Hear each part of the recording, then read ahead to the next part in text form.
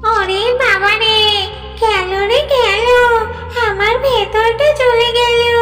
আমার মুখ থেকে রক্ত বমি বের হচ্ছে কেন? বাঁচাও আমাকে। কি যে মজা লাগছে আমার, আমার খুব মজা লাগছে। আমার মা আমাকে কেক খাওয়ার জন্য টাকা দিয়েছে। কত কান্নাকাটি করার পর মা আমাকে টাকা দিয়েছে। আমি আজ মজা করে কেক খাবো। আমি আজ অনেক খুশি। আরে আরে, এটা কি হলো? আমার শখ করে কিনে আনা কেকটা মাটিতে পড়ে নষ্ট হয়ে গেল। এবার আমি কি খাবো? এই শিকড়ের বাচ্চা শিকড়ের জন্যই আমি হোঁচট খেয়ে পড়ে গেছি। আমার কেকটা নষ্ট হয়ে গেল। কত কষ্ট করে মায়ের কাছ থেকে টাকা এনেছি, তারপর আমি কেকটা কিনেছি। আরে, আমার শিকড়ে হোঁচট খেয়ে মেয়েটার কেক নষ্ট হয়ে গেল। মেয়েটা কত কান্না করছে। আমার শিকড়গুলোও হয়েছে, একদম কথা শোনে না, যেখানে সেখানে ছড়িয়ে ছিটিয়ে পড়ে। এই মেয়ে, শুনো, কেক নষ্ট হয়েছে বলে এত কাঁদতে হয় নাকি? যাও বাড়িতে যাও, বাড়ি গিয়ে টাকা নিয়ে আবার কেক কিনে খাও। এভাবে আর কেঁদো না। চুপ করো তো গাছ, একদম কথা বলো না। তোমার শিকড়ে হোঁচট খেয়েই তো আমি পড়ে গেছি, আর পড়ে গিয়েই তো আমার কেকটা নষ্ট হলো। আর তুমি কি না বলছো টাকা দিয়ে কেক কিনে খেতে? কেক কেনার টাকা কোথায় পাবো? এই একটা কেক আমি কত কষ্ট করে কিনেছি। তুমি জানো, আমার মা অন্যের বাড়িতে কাজ করে, আমাদের অভাবের সংসার। আমার মা তো একটা কেক কিনে খাওয়াতে পারে না। কত কান্নাকাটি করার পর মায়ের কাছ থেকে টাকা নিয়েছিলাম। আবার কি মা আমাকে টাকা দেবে কেক কেনার জন্য? আমরা কি বড় লোক নাকি? আমরা তো গরিব। কেক কিনে খাওয়ার টাকা কোথায় পাবো? হলো না, আমার আর কেক কিনে খাওয়া হলো না। আরে, মেয়েটার কথা শুনে মনে হচ্ছে ওরা অনেক গরিব। আমার শিকড়ে হোঁচট খেয়েই তো ওর কেনা কেকটা নষ্ট হয়েছে। এবার আমি তাকে আগের আনন্দ ফিরিয়ে দেব। আর অনেক দিন হয়ে গেল আমি কাউকে সাহায্য করিনি। আজ যখন সুযোগ এসেছে, এখনই আমি তাকে সাহায্য করব। শোনো মেয়ে, আমার জন্যই তো তোমার ক্ষতি হয়েছে, এর প্রতিকারও আমি করব। আমার কাছে যে ফুলটা দেখছো, এই ফুলটা তুমি বাড়িতে নিয়ে আঙিনায় রোপণ করে দিবে। দেখবে তোমার সব সমস্যা দূর হয়ে যাবে। ঠিক আছে গাছ, তুমি যখন এত করে বলছো, তখন আমি তোমার এই ফুলটা নিয়ে যাচ্ছি, আর তোমার কথা মতো বাড়ির আঙিনায় রোপণ করে দিব।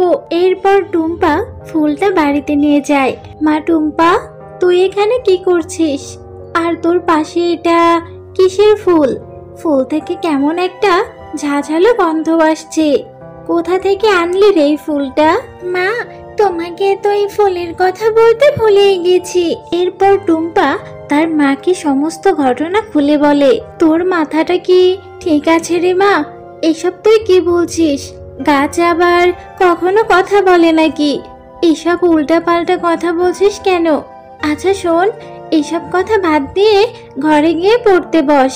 আমি একটু বাঘিনী ভাবির বাড়িতে কাজে যাচ্ছি। এরপর টুম্পা ফুলটি রোপণ করে দেয়।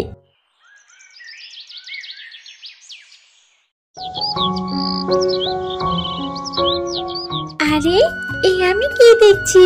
কাল যে আমি ফুলটা রোপণ করেছিলাম, সেখানে একটা কত বড় কেকের গাছ হয়েছে। এর জন্যই মনে হয় গাছটি বলেছিল ফুলটি নিয়ে যেতে।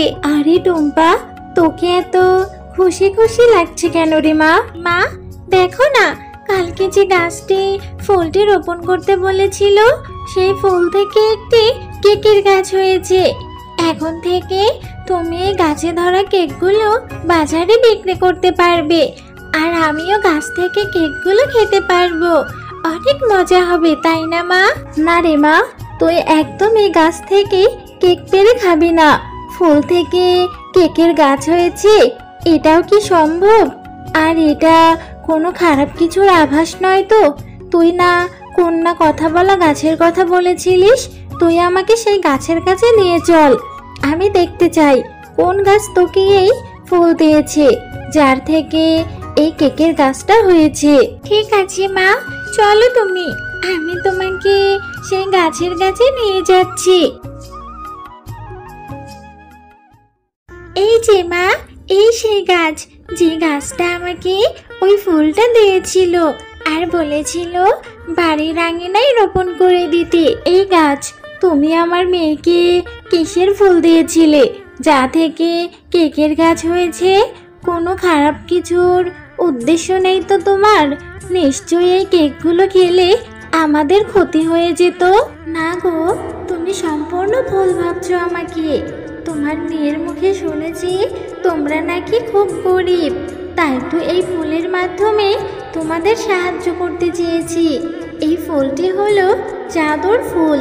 এই ফুলের মাধ্যমে যে গাছ হবে সেই গাছে জাদুর কেক ধরবে, আর তোমরা সেই কেক খেতেও পারবে, আবার বিক্রিও করতে পারবে।